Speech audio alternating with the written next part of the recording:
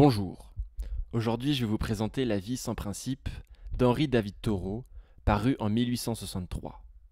C'est un livre assez court, d'une trentaine de pages, où l'auteur a condensé sa vision vertueuse de la vie et critique les dérives de celle de la société de son époque. Vous pourrez remarquer que nombreux de ses propos restent pertinents pour notre époque. Donc avant de commencer, je vous propose une légère mise en contexte. Donc Henri David Thoreau, c'est un philosophe, naturaliste et poète américain du début du XIXe siècle. Donc il est connu pour avoir écrit des livres engagés, tels que Walden ou La vie dans les bois, La désobéissance civile, donc le livre qui a d'ailleurs inspiré de grands noms tels que Gandhi et Martin Luther King sur la résistance non violente. Il était également particulièrement opposé au gouvernement américain, qui à cette époque envahissait militairement le Mexique et légalisait l'esclavage des Noirs. Il appelait donc à une opposition citoyenne, non violente, face à ce gouvernement. Il a d'ailleurs refusé de payer ses impôts, ce qui lui a valu un court séjour en prison. Donc vous pourrez retrouver en description de la vidéo des notes dans l'ordre d'apparition concernant des personnages historiques de cette époque et des définitions de vocabulaire spécifiques employées. Je vous souhaite une bonne écoute. Assistant récemment à une conférence, je trouvais que l'orateur avait choisi un sujet qui lui était trop étranger. Il ne parvint pas à me captiver autant qu'il aurait pu. Il n'évoqua aucune question qui lui tint à cœur, mais des choses qui ne faisaient que l'effleurer, presque extérieures à lui. Son propos était, en un sens, dépourvu de pensée véritablement centrale ou centralisatrice. J'aurais souhaité qu'il parlât d'expériences intimes, à l'instar du poète. Voici le plus beau compliment qu'il me fût jamais donné de recevoir. Quelqu'un me demanda ce que je pensais, puis écouta attentivement ma réponse. Je suis aussi surpris qu'enchanté lorsque pareille chose se produit. Il est rare qu'on fasse un tel usage de ma personne, que mon interlocuteur sache actionner le bon levier. D'ordinaire, si les gens attendent quelque chose de moi, c'est à combien d'acres j'estime leur propriété, puisque je suis arpenteur, ou tout au plus les derniers racontards dont je me sois encombré l'esprit. Ils n'essaieront jamais d'extraire ma chair, ils préfèrent l'enveloppe. Un jour, un homme vint me voir de fort loin pour me demander de donner une conférence sur l'esclavage. Mais le tour que prit la conversation me fit comprendre que lui et ses sbires entendaient s'octroyer les 7/8 de la conférence. Pour ne me laisser que le 8e restant, je déclinai. Je pars du principe que, si l'on me convie quelque part pour y donner une conférence, et j'ai quelques expériences en la matière, c'est qu'il y a un désir d'entendre ce que je pense sur un sujet donné, quand bien même je serais le plus grand fou du pays, et non quelques propos plaisants ou propres à flatter les opinions d'un auditoire. Et je me dispose en conséquence à leur donner de moi-même. Ils m'ont démarché, ont versé des arts, et je suis bien déterminé à ce qu'ils jouissent de ma personne, dussé-je les submerger d'ennui. Tel est donc le discours que je vais à présent vous tenir, chers lecteurs, puisque vous êtes mes lecteurs, et que je n'ai jamais vraiment eu l'âme d'un voyageur, je ne vais pas vous entretenir de peuplades lointaines, mais, autant que faire se peut, de nos contrées. Le temps nous est compté, aussi délaisserai-je toute flagonnerie pour ne rien conserver que la critique.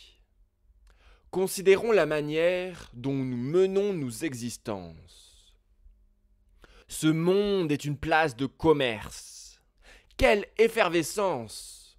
Chaque nuit ou presque, je suis réveillé par le souffle de la locomotive. Il interrompt mes rêves. Jamais de répit.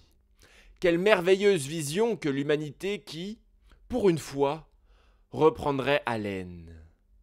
Elle n'est que travail. J'ai du mal à me procurer des carnets vierges pour y inscrire mes pensées. Leurs lignes sont généralement tracées pour les dollars et les cents. Un Irlandais, me voyant écrire une note au milieu d'un champ, pensa que je calculais mes rentes. Qu'un homme souffre d'infirmité après avoir été passé par la fenêtre dans son enfance, ou qu'il ait perdu la tête, traumatisé par les Indiens, on déplorera en premier lieu qu'il soit perdu pour les affaires.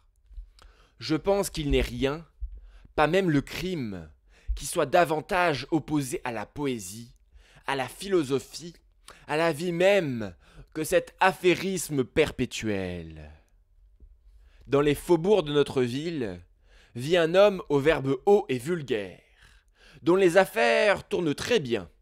Il s'apprête à remblayer la colline bordant son champ. Les autorités lui ont mis cela en tête afin de l'empêcher de troubler l'ordre public, et il souhaite que je passe 3 semaines à creuser avec lui. Le résultat sera qu'il amassera peut-être encore plus d'argent pour le léguer à ses héritiers qui le dilapideront sottement. Si j'accepte, la plupart des gens admireront mon esprit industrieux, mon goût du travail. Mais si je choisis de me consacrer à certaines tâches plus profitables, mais moins lucratives, ils inclineront à me taxer de paresse. Néanmoins, comme je n'ai pas besoin de la discipline d'un travail vain pour régir ma personne, et que je ne vois rien de particulièrement estimable dans le projet de cet homme, ni d'ailleurs dans la plupart des œuvres entreprises par les gouvernements d'ici ou d'ailleurs, si distrayantes soient-elles pour leurs instigateurs, je préfère m'instruire à meilleure école. Si un homme passe la moitié de ses journées à marcher dans les bois parce qu'il aime les arbres, il risque de passer pour un tir au flanc. Mais s'il passe ses journées entières à spéculer, fauchant ses arbres et dépouillant la terre, il aura toute l'estime due aux citoyens industrieux et entreprenants, comme si une ville n'avait d'autre intérêt dans ses forêts que de les abattre. La plupart des gens se sentiraient insultés si on leur proposait un emploi consistant à jeter des pierres par-dessus un mur, puis à les lancer à nouveau dans l'autre sens, dans le seul but de toucher un salaire. Mais nombreux sont ceux qui n'ont guère d'emploi plus utile. En voici un exemple. Un matin d'été, le soleil venait de se lever. Je remarquai l'un de mes voisins marchant aux côtés de son attelage de bœuf, qui tirait lentement une lourde pierre taillée se balançant sous l'essieu. L'heure était au travail. Le labeur quotidien avait commencé. Déjà la sueur perlait de son front, comme un reproche adressé à tous les paresseux et autres fainéants. Arrivé à hauteur du garrot, il marquait une pause, effectuait un quart de tour et déployait son fouet avec bienveillance, pendant que les bêtes le dépassaient à nouveau. Je pensais alors, voici donc le travail pour la protection duquel existe le Congrès américain, un labeur honnête et viril, aussi honnête que le jour est long, un labeur qui donne au pain le goût du miel et adoucit les mœurs, estimé et célébré de tous les hommes. Un individu parmi tant d'autres, dans ce bataillon sacré, qui s'acquitte des tâches nécessaires mais ingrates. J'éprouvais, à dire vrai, un vague remords, parce que j'observais la scène depuis ma fenêtre, au lieu de sortir m'affairer de la sorte. La journée suivit son cours, et le soir même, tandis que je passais devant la cour d'un autre voisin, qui entretient une nombreuse domesticité et dépense son argent sottement, sans pour autant approvisionner le stock commun, je vis la pierre du matin posée à côté d'une structure fantaisiste, destinée à orner la propriété de ce lord Timothy Dexter. Le labeur du transporteur se départit aussitôt de toute dignité à mes yeux. À mon sens, le soleil fut créé pour éclairer des tâches autrement plus nobles. Permettez-moi d'ajouter que son employeur s'est depuis enfui. S'étant endetté auprès d'une bonne partie de la ville, il a été traduit en justice et a dû partir exercer ses talents de mécène ailleurs. Les voies que vous emprunterez pour tenter de gagner de l'argent mènent, presque sans exception, à l'abîme. Faire quelque chose dans un seul but lucratif n'est que pure inanité, si ce n'est pire. Si l'ouvrier ne tire rien d'autre de son travail que le salaire versé par l'employeur, alors il est floué, il se floue lui-même. Si vous gagnez de l'argent par vos écrits ou vos conférences, il vous faut être populaire, ce qui vous fera choir tout aussi sûrement. Les services que la communauté est encline à payer sont les plus désagréables à rendre. Vous êtes payé à être un sous-homme. Les États ne rémunèrent généralement pas le génie de manière plus avisée.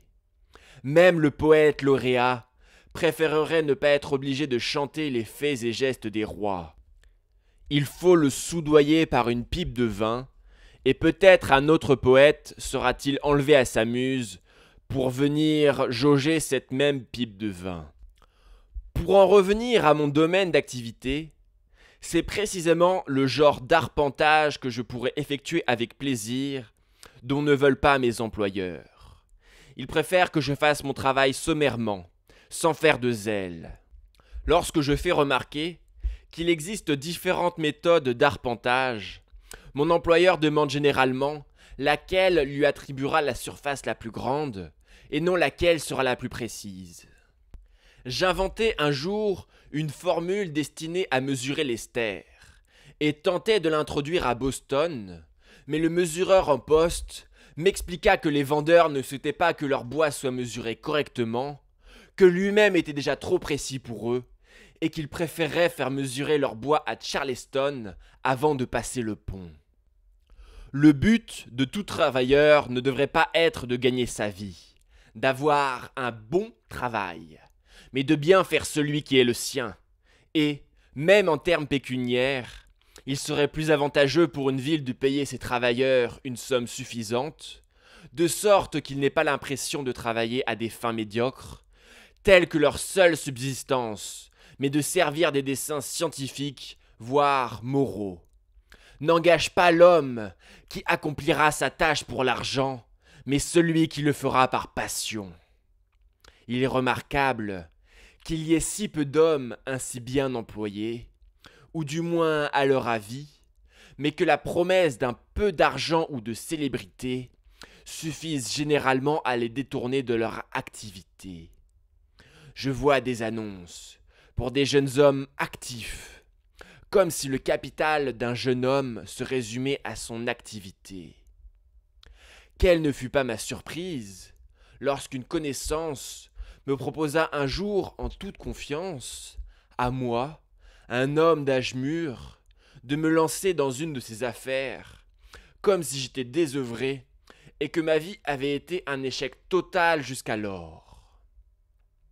Quel douteux compliment me fut alors fait, comme s'il m'avait rencontré au beau milieu de l'océan, à la merci des vents, sans port d'attache, et m'offrait une place à bord. Si je ne l'avais fait, que croyez-vous qu'auraient dit les assureurs? Non et non, je ne suis pas sans emploi à ce stade du voyage. Pour dire vrai, alors que j'errais il y a bien longtemps dans le port qui me vit naître, je vis une annonce recrutant des marins robustes. Je n'étais alors qu'un enfant, mais dès que je fus en âge de le faire, j'embarquai. La communauté n'a rien qui puisse soudoyer un homme sage. Vous pouvez lever assez de fonds pour percer un tunnel dans une montagne, mais vous n'en aurez jamais assez pour engager un homme qui ne s'occupe que de ses oignons.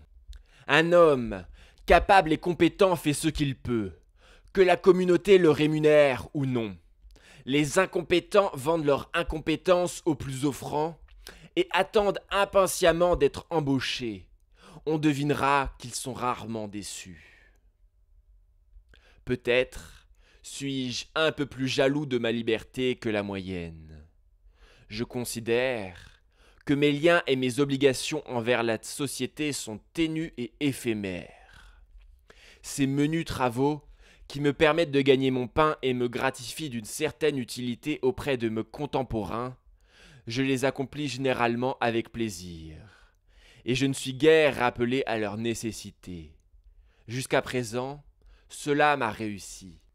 Mais si mes besoins venaient à croître, le travail nécessaire pour les combler se transformerait en corvée.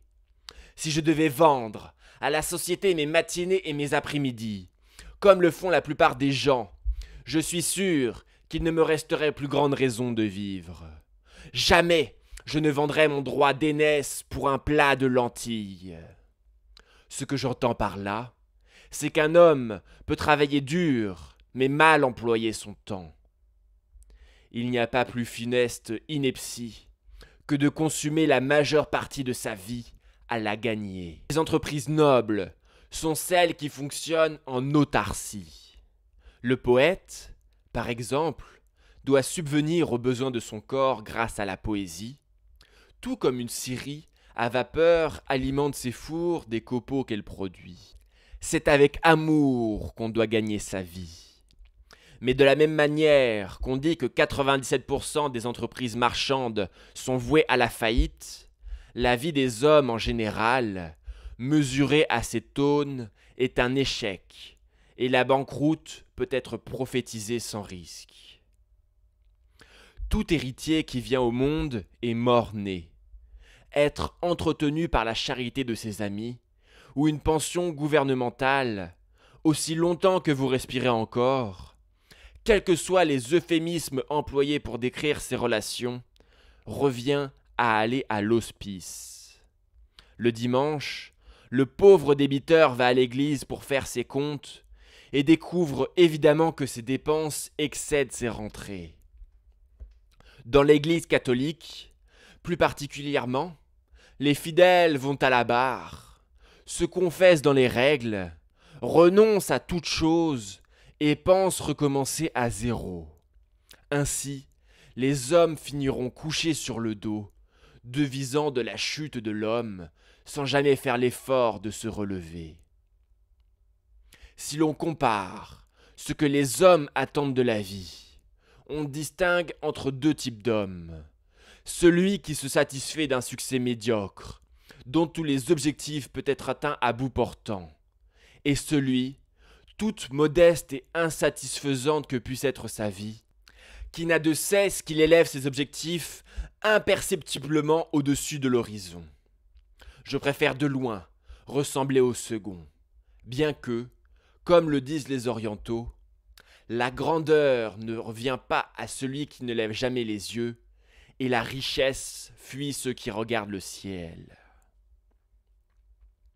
Il est remarquable qu'il n'y ait aucun écrit valable, ou si peu, sur la manière de gagner sa vie. Comment gagner sa vie honnêtement et honorablement, mais encore de belles et agréables façons. Car si le travail, qui permet de vivre, est dépourvu de ses qualités, la vie le sera également. On pourrait penser, en compulsant la littérature, que ce sujet n'a jamais perturbé les rêveries solitaires du moindre individu. Est-ce parce que les hommes sont trop dégoûtés de leur expérience pour en parler ? Nous avons tendance à fermer les yeux sur la leçon de valeur que nous donne l'argent, que l'auteur de l'univers a pris tant de peine à nous inculquer. Il est extraordinaire de constater l'indifférence des hommes, toutes classes confondues, y compris les soi-disant réformateurs, à l'égard des moyens de subsistance, qu'ils en héritent, qu'ils les gagnent, qu'ils les volent. Je considère que la société n'a rien fait pour nous en la matière, ou du moins a-t-elle défait ce qu'elle avait fait. Le froid et la faim sied davantage à mes natures que les méthodes adoptées et conseillées par les hommes pour s'en prémunir. La sagesse est une qualité que l'on attribue la plupart du temps à tort. En quoi serait-il sage, l'homme qui ne sait pas davantage qu'un autre comment mener son existence ? En cela qui serait plus futée ou plus subtile? La sagesse est-elle assignée à une meule à bras? Ou nous apprend-elle à réussir en suivant ses préceptes? Existe-t-il une sagesse qui ne s'appliquerait pas à la vie? N'est-elle rien d'autre que le meunier qui moud le grain de la logique? On est en droit de se demander si Platon gagnait sa vie plus décemment ou plus honorablement que ses contemporains. Peut-être a-t-il ployé sous les désagréments de l'existence comme tout un chacun? Peut-être semblait-il en triompher, en affectant l'indifférence ou le dédain? Ou peut-être ne connaissait-il pas ce genre de problème parce qu'une tante avait pensé à lui dans son testament? Les différentes façons dont les hommes assurent leur subsistance, autrement dit, la façon dont ils vivent, ne sont guère que des expédients qui occultent les vraies questions de l'existence, principalement parce qu'ils ne connaissent, mais également parce qu'ils ne recherchent rien de mieux.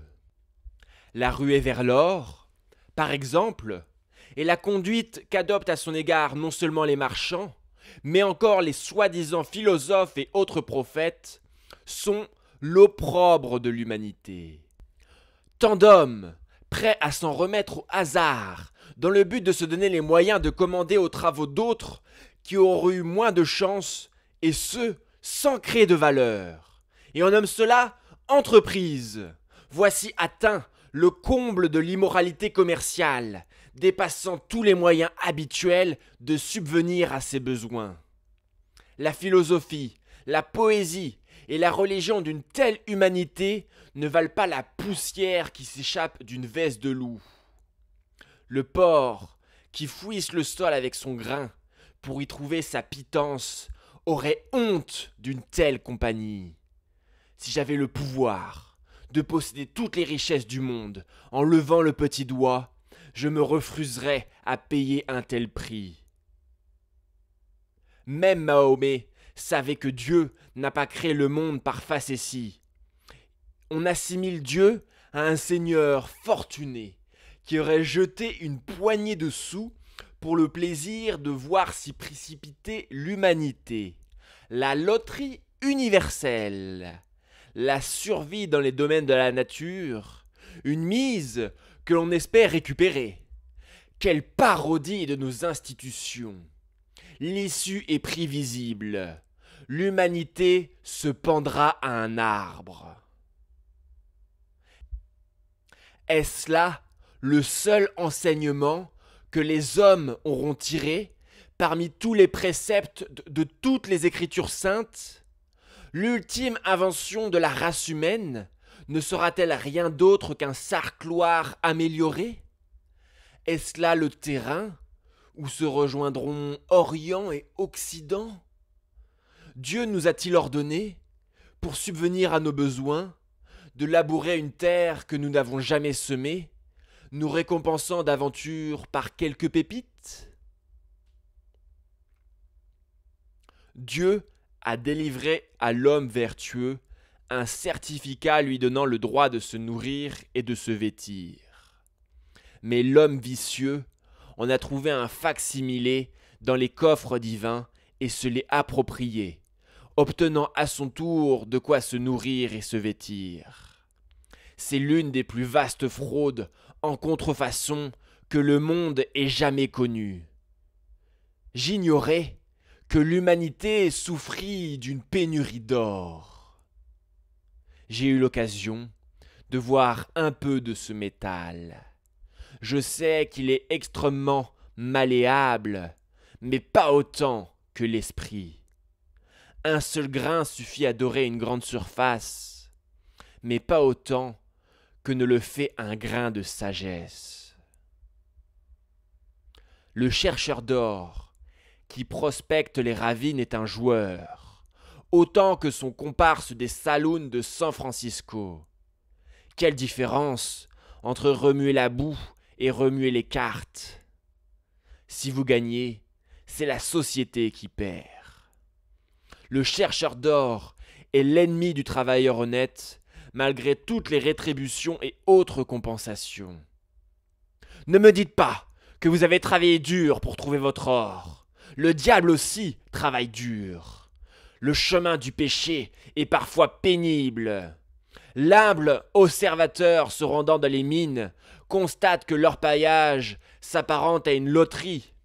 L'or ainsi gagné n'a pas la même valeur que le salaire de l'honnête labeur. Mais en pratique, il oubliera ce qu'il a vu, car il n'a vu que les faits et non le principe, et finit par se lancer en affaires, c'est-à-dire par acheter un ticket pour ce qui se révèle être une autre loterie, où les faits sont moins évidents. Un soir, après avoir lu le récit que fait Howitt de la ruée vers l'or en Australie, j'eus à l'esprit toute la nuit les innombrables vallées, les rivières, trouées depuis nauséabonds, de 10 à 100 pieds de profondeur sur 6 pieds de large, creusés aussi près que possible les uns des autres, partiellement emplis d'eau. Voilà l'endroit où se ruent éperdument les hommes en mal de fortune, sans savoir où ils doivent creuser, sans même savoir si leur terrain recèle de l'or. Transformés en démons par leur soif de richesse, violant allègrement le droit d'autrui, ils peuvent creuser 160 pieds avant d'atteindre la veine, et parfois la manque d'un pied. Des vallées entières, sur 30 000, ressemblent soudainement à des ruches, percées par des puits creusés par les mineurs, qui s'y noient par centaines. Debout dans l'eau, couverts de boue et de glaise, ils travaillent jour et nuit, mourant de froid et de maladie. Ayant lu et partiellement oublié cela, j'en vins à penser à l'insatisfaction de ma propre existence, trop à l'image de celle des autres, et toujours accompagnée de la vision de ces mines. Je me demandais pourquoi je ne tamiserais pas l'or quotidiennement, moi aussi, fût-ce des paillettes, pourquoi je ne creuserais pas un puits vers mon or intérieur pour exploiter ce gisement. Chaque homme a un Balara ou un Bendigo au fond de lui, ou bien ne serait-ce qu'un Sulky-Gully. En tout cas, je pourrais emprunter ce chemin, tout solitaire, étroit et tortueux qu'il soit, que je suivrai avec amour et déférence. Dès lors qu'un homme, animé de cet esprit, se détache de la multitude pour trouver son chemin propre, il existe effectivement un embranchement sur la route, là où le voyageur ordinaire ne voit qu'un trou dans la palissade.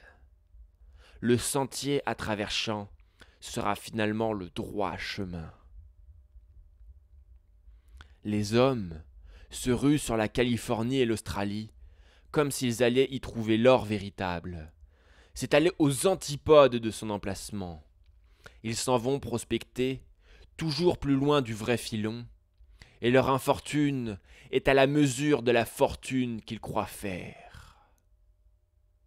La terre où nous sommes nés n'est-elle pas aurifère ? Notre vallée natale n'est-elle pas arrosée par un torrent venu de cimes dorées ? N'a-t-il pas, depuis des temps immémoriaux, charrié des particules brillantes pour façonner des pépites à notre intention ? Mais étrangement, si un homme part à la recherche de cet or véritable dans les solitudes inexplorées qui nous entourent, il n'y a aucun danger qu'un autre suive ses pas pour tenter de le doubler. Il aurait beau s'arroger toute la vallée, friche et culture, il pourrait creuser en paix sa vie durant, car personne ne viendrait lui disputer sa concession. Nul ne prêtera attention à ses tamis et ses rampes. Il ne sera pas confiné à sa parcelle de 12 pieds sur 12 comme à Balara, mais pourra creuser au bon lui semble, passer au crible le monde entier. Voici ce que rapporte Howitt à propos de l'homme qui trouva une pépite de 26 livres dans le gisement australien de Bendigo. Il se mit bientôt à boire, fit l'acquisition d'un cheval, arpentant sans répit les environs, de préférence au galop, demandant aux gens qu'il croisait s'ils savaient qui il était, les informant alors aimablement qu'il était le gars de la pépite. Lui et sa monture finirent par percuter un arbre à pleine vitesse, manquant de se fracasser le crâne. Je pense toutefois qu'il ne risquait plus grand-chose, sa pépite lui ayant déjà gâté le cerveau. Howitt ajoute « Cet homme est ruiné à jamais. » C'est un cas exemplaire. Ce sont toutes des têtes brûlées. Voyez donc les toponymes des lieux de prospection. Jackass Flat, Chipshead Gully, Murderer's Bar. N'est-ce pas cocasse? Qu'ils portent leur bien mal acquis là où ils le désirent. Où qu'ils aillent se trouvera toujours un Jackass Flat, sinon un Murderer's Bar. Notre énergie s'est dernièrement employée au pillage des tombeaux de l'isthme de Panama. Entreprise encore balbutiante, car aux dernières nouvelles, le corps législatif de Nouvelle-Grenade vient d'adopter en seconde lecture une loi visant à réglementer ce type de prospection. Et un correspondant de La Tribune écrit « Durant la saison sèche, lorsque le climat permettra une exploration en bonne et due forme, il ne fait aucun doute qu'on découvrira d'autres guacas, c'est-à-dire des sépultures. Aux immigrants, il conseille « Ne venez pas avant décembre, empruntez la route de l'isthme plutôt que celle de Boca del Toro. N'apportez pas de bagages superflus, ne vous encombrez pas d'une tente, quelques couvertures ne seront en revanche pas de trop, une pioche, une pelle et une bonne hache. Voilà tout le matériel dont vous aurez besoin. » Un conseil qu'on pourrait croire issu de la Method Book, et il conclut par cette phrase en italique et petite capitale. Si vous avez une bonne situation chez vous, restez-y. Ce que l'on peut traduire sans guère surinterpréter. Si vous avez une bonne situation en pillant les cimetières de chez vous, restez-y. Mais pourquoi aller en Californie sur la foi d'un texte? Elle est le rejeton de la Nouvelle-Angleterre, fruit de ses écoles et de ses églises. On peut s'étonner qu'il y ait, parmi la masse des prédicateurs, si peu qui enseignent la morale. Les prophètes s'emploient à excuser les mœurs humaines. La plupart de nos illustres aînés, Illuminati de ce siècle, me disent dans un sourire affable et entendu, entre un frisson et une bouffée d'air, qu'il ne faut pas faire preuve de sensiblerie avec ces choses-là, mais tout fondre dans un même creuset. Le meilleur conseil qu'il m'ait été donné d'entendre à ce sujet était abject. Il disait en substance « Notre temps est trop précieux pour penser à réformer le monde à cet égard. Ne cherchons pas à savoir comment le beurre arrive dans nos assiettes, cela nous rendrait malades, et ainsi de suite. Mieux vaut mourir de faim que de perdre son innocence à gagner son pain. Si l'homme raffiné n'a pas en lui son alter ego frustre, il n'est rien d'autre qu'un des anges du diable. En vieillissant, on perd ses manières, on relâche un peu sa discipline et, dans une certaine mesure, on cesse de suivre ses meilleurs instincts. Mais nous devrions faire montre d'une intransigeance qui frôle la folie et faire fi des sarcasmes les plus infortunés que nous. Tels que nous les pratiquons, ni la science, ni même la philosophie ne fournissent de réponses vraies et absolues. Le sectarisme et la bigoterie ont posé leurs griffes sur les étoiles. Pour s'en apercevoir, il suffit de demander dans la conversation si les étoiles sont habitées. Pourquoi faut-il que l'on souille les cieux comme on a souillé la terre? Quelle funeste découverte ce fut que d'apprendre que le docteur Kane était franc-maçon et que Sir John Franklin aussi. Mais il est encore plus cruel de songer que c'est peut-être la raison pour laquelle le premier partit à la recherche du second. Il n'y a pas un magazine populaire dans ce pays qui oserait imprimer sans commentaire la pensée d'un enfant sur des sujets importants. Tout doit être soumis au docteur de la foi. Je préférerais l'approbation des mésanges à tête noire. Vous venez d'assister aux funérailles de l'humanité pour être témoin d'un phénomène naturel. Une simple pensée est le bedeau du monde entier. Je ne connais guère d'intellectuel qui soit suffisamment ouvert d'esprit et libéral pour qu'on puisse penser à voix haute en sa compagnie. La plupart de ceux avec lesquels on tente une conversation ont au fait de s'appuyer sur telle ou telle institution dans laquelle ils ont des intérêts. Autrement dit, ils adoptent un point de vue particulier et non universel. Ils n'auront de cesse qu'ils imposent, entre vous et le ciel, leur petit auvent qui barre l'horizon, là où vous préféreriez avoir vu sur l'immensité céleste. Sortez de mon chemin, vous et vos toiles d'araignée, lavez vos carreaux. Tel ou tel organisateur de conférences me dit qu'ils ont décidé de bannir le sujet de la religion. Mais comment saurais-je quelle est leur religion ? Comment saurais-je à quel moment je m'en approche ou je m'en éloigne ? Je suis intervenu dans un de ces amphithéâtres, ouvrant mon cœur sur ma propre expérience religieuse, et l'auditoire n'eut pas la moindre idée de ce que j'avais en tête.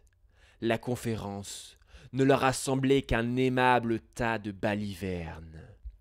Alors que si je leur avais lu les biographies des plus grands vauriens que la terre ait jamais portés, ils auraient pensé que j'avais chroniqué la vie des diacres de leur paroisse.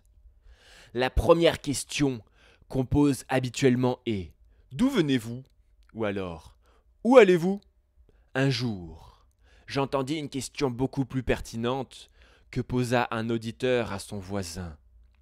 De quoi parle-t-il ?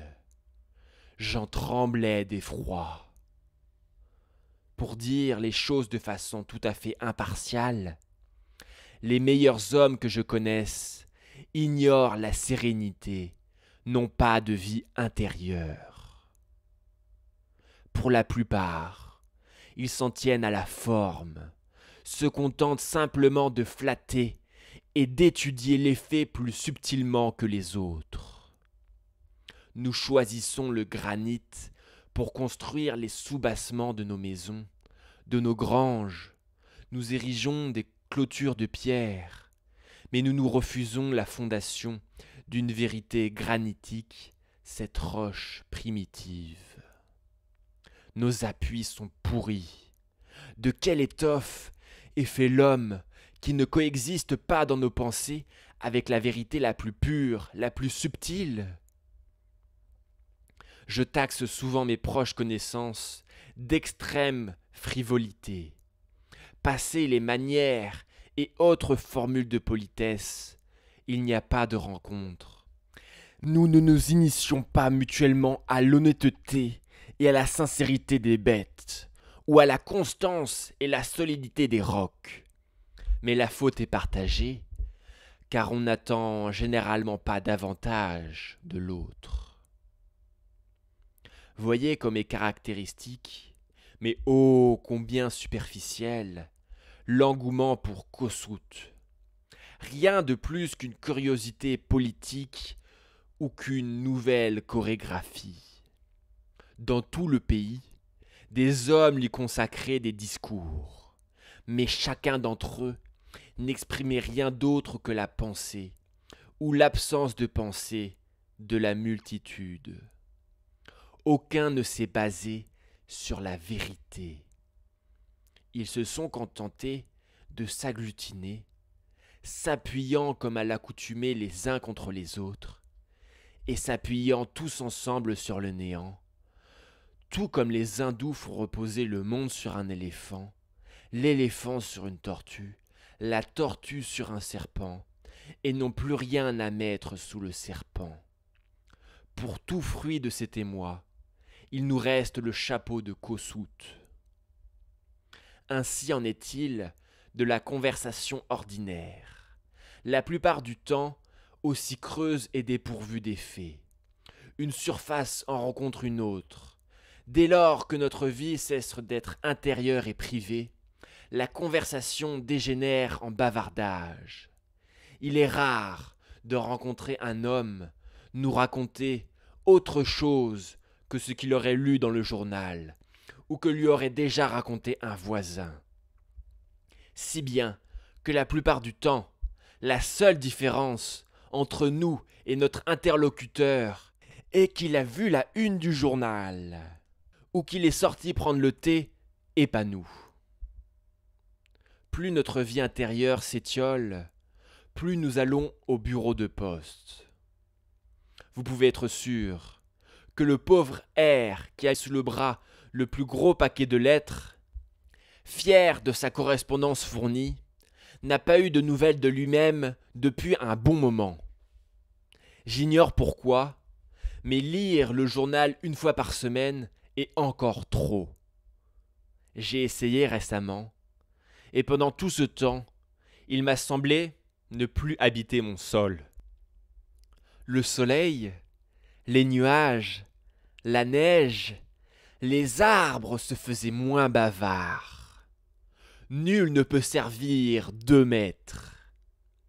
Il faut plus d'une journée de dévotion pour connaître et posséder toute la richesse du jour. Nous pourrions tout à fait avoir honte de dire ce que nous avons lu ou entendu durant la journée. Je ne vois pas pourquoi les informations que je transmets devraient être si triviales, eu égard aux rêves et aux attentes des gens. Pourquoi je devrais faire part d'événements insignifiants? Les nouvelles qui parviennent à nos oreilles ne s'adressent que rarement à notre génie. Ce sont des radotages éculés. On est parfois tenté de demander pourquoi telle expérience particulière mérite tant d'insistance. Retomber sur Hobbins, employé au cadastre, 25 ans après. Tu n'as pas changé, dis-moi. Telle est l'information du jour. Les événements semblent flotter dans l'atmosphère, aussi insignifiants que des spores de champignons, pour se déposer sur quelque tale isolée ou à la surface de notre esprit qui fournira un sol à leur croissance parasitique. Nous devons nous purger de telles informations. Si la planète explose, quelle importance si personne n'est impliqué dans l'explosion? L'Esprit Saint n'a pas la moindre curiosité pour ce genre d'événements. Nous ne vivons pas par vain amusement. Si le monde explosait, je ne courrais pas au coin de la rue pour en voir le spectacle. Tout l'été et une bonne partie de l'automne, vous avez inconsciemment fait l'impasse sur les journaux, et à présent, vous comprenez que c'est parce que le matin et le soir regorgent d'informations à votre intention. Vos promenades étaient riches de 1000 péripéties. Vous avez assisté, non aux affaires de l'Europe, mais à vos propres affaires dans les champs du Massachusetts. Si votre expérience et vos faits et gestes se limitent à cette fine strate où transpirent les événements qui font l'actualité, plus fine encore que le papier où ils finissent imprimés, alors ces événements vont remplir le monde pour vous. Mais dès lors que vous quittez ce plan pour plonger ou prendre de l'altitude, impossible de vous en souvenir ou d'y être rappelé. voir réellement le soleil se lever ou se coucher tous les jours, se relier à un fait universel, préservera notre santé spirituelle. Les nations, qu'est-ce? Tartares, Huns, Chinois, elles grouillent comme des insectes. Les historiens luttent vainement pour les rendre mémorables. C'est parce qu'il manque un homme qu'il y a tant d'hommes. Ce sont les individus qui peuplent le monde. Tout homme pensant pourrait dire, avec l'esprit de l'Odin, « Je contemple les nations, qui seront poussière avant moi. Ma demeure céleste n'est que calme, et délice les chants de mon repos. Je vous en conjure, ne vivons pas comme les Esquimaux, à nous laisser tirer par des chiens, filant par monts et par vaux, en se mordant les oreilles. Non sans frémir d'avoir échappé à tel danger, je m'aperçois souvent avoir failli admettre dans mon esprit les détails de quelque affaire triviale qui fait l'actualité de la rue. Et je suis surpris de constater à quel point les hommes sont disposés à encombrer leur esprit de tels immondices, de permettre à de vaines rumeurs et autres événements de l'insignifiance la plus crasse de pénétrer un terrain qui devrait être consacré à la pensée. L'esprit est-il voué à être une arène publique où l'on délibérerait pour l'essentiel des intrigues de rue et des ragots de salon? N'est-il pas une succursale céleste, un temple à ciel ouvert, consacré au service des dieux? Je me donne déjà tant de mal à me délester des rares faits qui m'importent, que j'hésite à remplir mon attention de faits insignifiants que seul un esprit divin pourrait éclairer. C'est le cas de la majorité des informations imprimées dans les journaux ou issues d'une conversation. Il est essentiel de préserver la chasteté de l'esprit en la matière. Imaginez, admettre dans vos pensées un seul cas d'assise, dans le moindre détail. Tel un profanateur, il arpenterait leur sein des saints pour 1 heure, que dis-je, plusieurs heures. Vous feriez des chambres les plus intimes de votre esprit une auberge, comme si pendant tout ce temps vous aviez été envahi par la poussière de la rue, comme si la rue elle-même, avec tout son trafic, son agitation, sa crasse, avait traversé le sanctuaire abritant nos pensées. Ne serait-ce pas là un suicide intellectuel et moral? Tenu un jour d'assister à une séance de quelques heures au tribunal, je voyais mes voisins, qui n'avaient pas été sollicités, s'immiscer à intervalles réguliers sur la pointe des pieds avec leurs mains et leurs visages bien lavés. Il m'a paru que, lorsqu'ils ôtaient leurs chapeaux, leurs oreilles se changeaient soudain en immenses entonnoirs enserrant leurs petites têtes. Comme les ailes d'un moulin, elles captaient le flot sonore qui, après avoir agréablement titillé leurs neurones apathiques, ressortait de l'autre côté. Je me demandais si, en rentrant chez eux, ils lavaient leurs oreilles avec autant de zèle que leurs mains et leurs visages. J'eus alors le sentiment que tous, auditeurs et témoins, jurés et avocats, le juge et le criminel à la barre, autant qu'on puisse le présumer coupable avant condamnation, étaient également criminels, et qu'il n'était pas impossible que la foudre s'abattît sur eux et les emportât tous autant qu'ils fussent. Par toutes sortes de pièges de pancartes, par la menace du châtiment ultime de la loi divine, bannissez les intrus du seul sol qui puisse vous être sacré. Qu'il est difficile d'oublier ce dont l'esprit n'a que faire. Si je ne suis qu'un lieu de transit, je préfère ouvrir mes vannes aux ruisseaux de montagne, aux torrents du Parnasse, et non aux égouts des villes. Il y a l'inspiration, cette rumeur qui descend des assemblées célestes pour venir aux oreilles de celui qui sait l'entendre. Et il y a la révélation profane et défraîchie, rengaine de comptoir ou chronique du poste de police. Une même oreille est apte à recevoir ces deux messages. Mais c'est l'auditeur qui détermine à laquelle elle doit s'ouvrir ou se fermer. Je crois que l'esprit peut être irrémédiablement souillé, accoutumé à suivre des événements dont la trivialité finit par déteindre sur les pensées.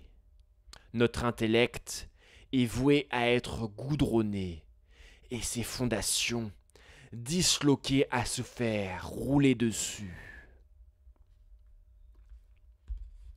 Et si vous vous demandez quel revêtement est le plus résistant, surpassant les pavés, le dallage et l'asphalte, il vous suffit d'examiner certains de nos esprits qui ont été durablement soumis à ce traitement. Nous nous sommes ainsi avilis. Qui pourrait affirmer le contraire? Et le remède sera de retrouver, guidés par la prudence et la dévotion, notre sacralité perdue pour rebâtir le temple de notre esprit. Nous devrions traiter notre esprit, c'est-à-dire nous-mêmes, comme un enfant innocent et ingénu dont nous sommes les tuteurs, éveillés aux objets et aux sujets que nous lui soumettons. Ne lisez pas le Times, lisez l'éternité. Les conformismes sont à la longue aussi nocifs que les impuretés. Même les faits scientifiques peuvent empoussiérer l'esprit par leur sécheresse, à moins qu'ils soient, en un sens, effacés chaque matin, ou plutôt fertilisés par la rosée d'une vérité fraîche et vivante. La connaissance ne nous parvient pas sous forme de détails, mais par les éclairs d'une lumière céleste. Oui, chaque pensée traversant l'esprit contribue à le rôder et le façonner, à creuser les ornières qui, comme dans les rues de Pompéi, témoignent de son effervescence.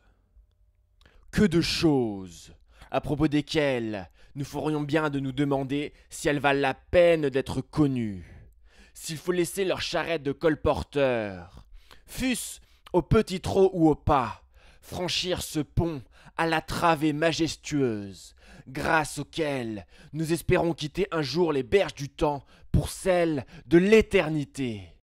Sommes-nous dépourvus de toute culture et de tout raffinement, riches seulement du don de vivre comme des rustres et de servir le diable, riches seulement du don d'acquérir un peu d'argent, de célébrité ou de liberté, et d'en donner le fallacieux spectacle, comme si nous n'étions que des enveloppes ou des coquilles, sans germe tendre et vivant en nous? Nos institutions sont-elles vouées à ressembler à ces bogues de châtaigne qui ne contiennent que des avortons, bonnes seulement à s'y piquer les doigts? On dit de l'Amérique qu'elle est l'arène du combat pour la liberté, mais ce n'est assurément que d'une liberté au sens politique qu'il est question. Admettons que l'Américain s'est libéré d'un tyran politique. Il n'en demeure pas moins l'esclave d'un tyran économique et moral. Maintenant que la République, la res publica, a été instaurée, il est temps de nous attaquer à la res privata pour veiller ainsi que le Sénat romain en chargeait ses consuls, ne quid res privata detrimenti caperet, que la vie privée ne subisse aucun dommage. Est-ce ce pays qu'on appelle terre des hommes libres? À quoi bon s'affranchir du roi Georges pour continuer à être esclave du roi préjugé? À quoi bon n'être libre pour ne pas vivre libre? Que vaut la liberté politique si elle n'est pas un instrument de la liberté morale? Nous énorgueillissons-nous de la liberté d'être esclave ou de la liberté d'être libre? Nous sommes une nation de politiciens qui ne se soucient de défendre de la liberté que dans ce qu'elle a d'extrinsèque. Ce sont les enfants de nos enfants qui peut-être auront la chance d'être vraiment libres. Notre impôt est injuste. Certains de nos concitoyens ne sont pas représentés. C'est l'impôt sans la représentation. Nous cantonnons des troupes, nous cantonnons les fous et toutes sortes de bétail à nos frais. Nous cantonnons nos corps lourds aux frais de nos pauvres âmes, attendant que les premiers dévorent la substance des secondes. En ce qui concerne la culture et l'humanité au sens propre de ces termes, nous ne sommes encore que des provinciaux et non des métropolitains, de simples Jonathan. Nous sommes des provinciaux parce que nous ne trouvons pas chez nous les valeurs que nous proclamons, parce que nous ne vénérons pas la vérité, mais le reflet de la vérité, parce que nous sommes gauchis et étriqués par notre culte exclusif du commerce, du marché, de nos manufactures et de notre agriculture, etc., qui ne sont que des moyens et non des fins. De même façon, le Parlement anglais est provincial. Des cutéreux qui se parjurent dès que surgit la controverse, telle que la question irlandaise, que ne dis-je plutôt la question anglaise. Leur nature sont assujettis aux affaires qu'ils ont à traiter. Leur bonne manière ne s'applique qu'aux affaires secondaires.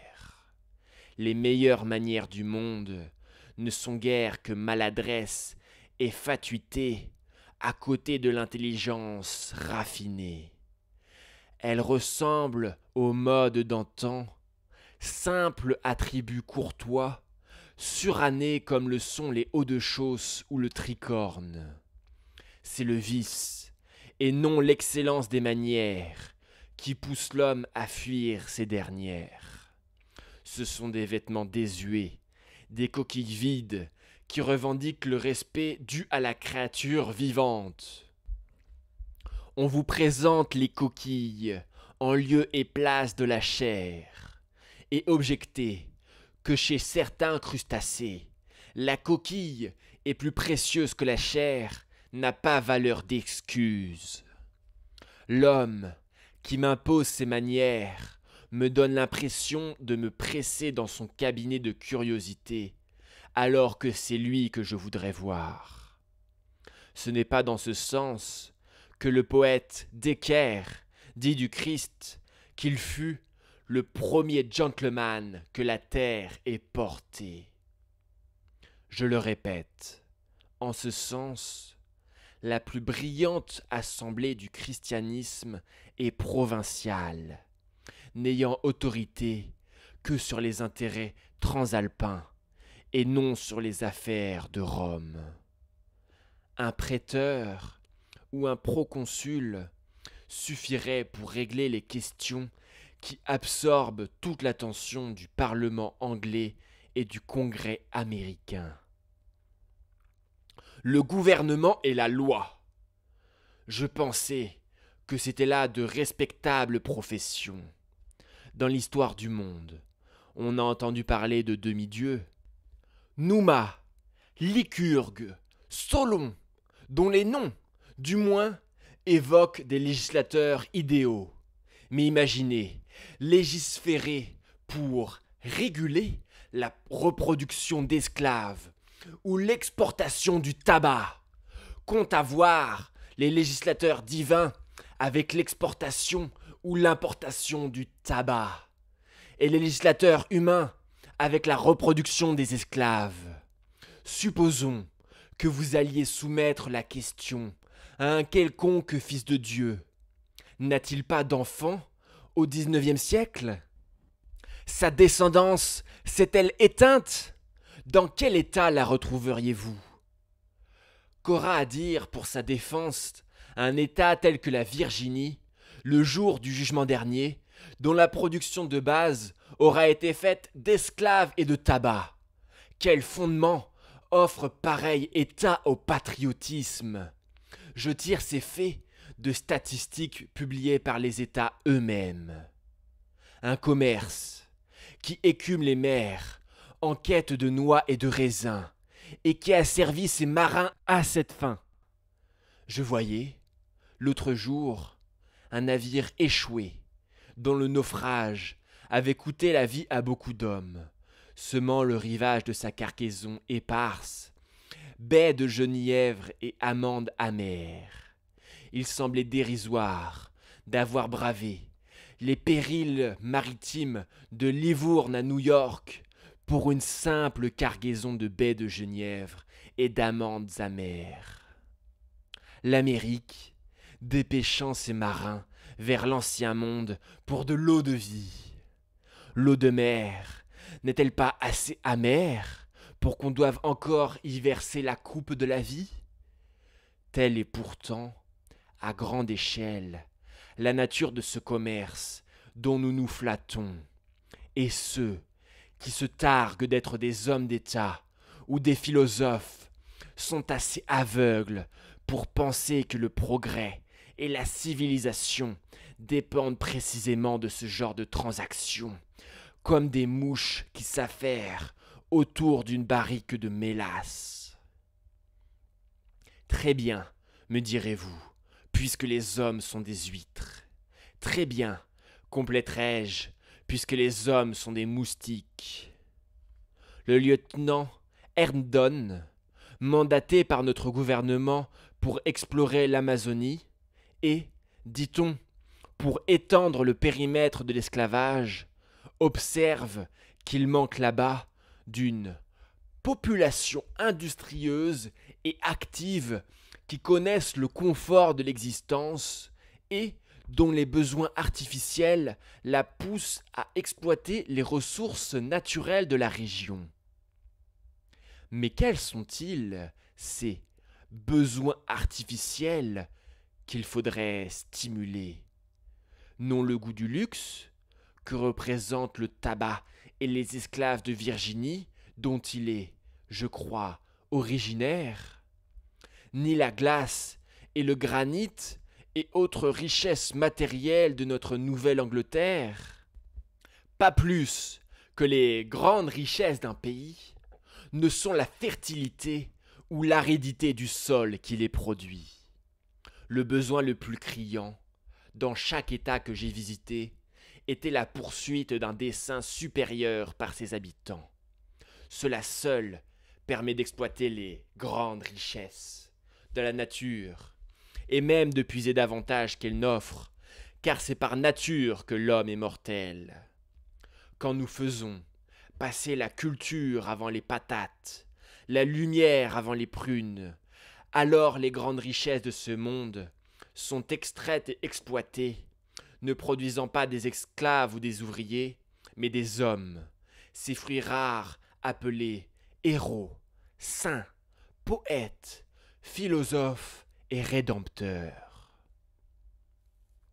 En bref, tout comme la congère se forme là où le vent faiblit, on peut dire que là où la vérité faiblit, une institution jaillit. Mais la vérité se met à souffler dessus et finit malgré tout par la mettre à bas. Ce qui porte le nom de politique est, en comparaison, une chose aussi superficielle et inhumaine que je n'ai jamais réussi, en toute bonne foi, à me sentir concerné de près ou de loin. Je m'aperçois que les journaux réservent gratuitement certaines de leurs colonnes à la politique et au gouvernement, et, dira-t-on, c'est bien là ce qui la sauve. Mais, comme j'aime la littérature et, dans une certaine mesure, également la vérité, je ne lis jamais la moindre ligne de ces colonnes. Je ne tiens pas à émousser ainsi ma rectitude.